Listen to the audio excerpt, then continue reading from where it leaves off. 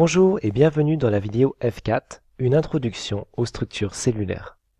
Dans le précédent cours, nous avons parlé de l'unité chimique des êtres vivants. En effet, ceux-ci sont tous composés de molécules d'eau, ainsi que de molécules organiques, c'est-à-dire des molécules constituées d'une chaîne de carbone à laquelle viennent s'attacher des atomes d'hydrogène, d'oxygène ou bien d'autres atomes. Les êtres vivants sont aussi constitués d'autres éléments minéraux. Vous le savez, il y a par exemple du fer ou bien du calcium. Quelle est l'origine des molécules organiques? C'est une question que les scientifiques se posent depuis longtemps. Et il y a déjà des éléments de réponse. Prenons une image de la Terre primitive, c'est-à-dire de la Terre il y a 4 milliards d'années environ. Il s'agit ici d'une vue d'artiste.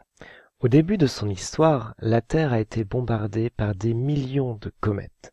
Ces comètes ont apporté des molécules d'eau. Ces molécules d'eau, en se condensant, ont formé les océans. L'étude de plus en plus précise des comètes, comme ici la comète Chury, étudiée grâce à la sonde Rosetta, informe les scientifiques de leur composition exacte. Et on s'est rendu compte que les comètes possèdent, en plus des molécules d'eau, de très nombreuses molécules organiques simples. Par conséquent, la première origine des molécules organiques sur Terre est une origine extraterrestre lors du bombardement initial de la Terre par les comètes. En cours, nous avons discuté de la deuxième origine possible des molécules organiques. En effet, dans l'atmosphère, dans les océans et la lithosphère, les molécules minérales ont subi des réactions chimiques simples qui ont pu aboutir à la formation de molécules organiques. Il y a donc deux origines aux molécules organiques du vivant, extraterrestres et terrestres. Les molécules primitives étaient donc concentrées dans les océans ou bien dans de grandes flaques d'eau. L'ensemble constitue ce que les scientifiques appellent la soupe primitive.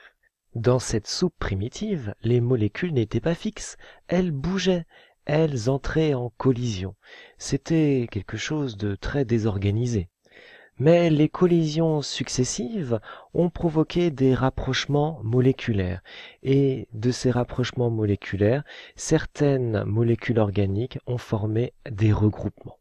Ces regroupements ont progressivement formé des structures simples mais organisées, qui constituèrent les premières cellules primitives.